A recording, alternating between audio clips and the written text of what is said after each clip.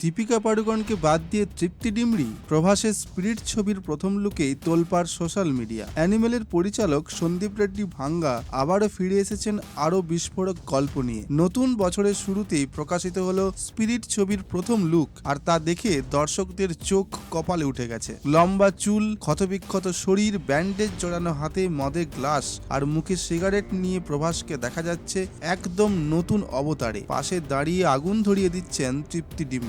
সবচেয়ে বড় চমক, প্রথমে দীপিকা পাড়ুকোনকে নেওয়ার কথা থাকলেও শিডিউল কনফ্লিক্টের কারণে শেষ মুহূর্তে তৃপ্তিকে বেছে নেন পরিচালক। এই একটা পোস্টারে বোঝা যাচ্ছে অ্যানিমেলের থেকেও বেশি ইন্টেন্স হতে চলেছে স্পিরিট। প্রভাসের এই নতুন লুক দেখে আপনার কি মনে হচ্ছে? তৃপ্তি কি দীপিকার থেকে ভালো পছন্দ? কমেন্টে জানান আপনার মতামত, আর ভিডিওটি শেয়ার করুন বন্ধুদের সঙ্গে। স্পিরিট নিয়ে আরও আপডেট পেতে চ্যানেল সাবস্ক্রাইব করুন এবং বেল আইকন প্রেস করুন।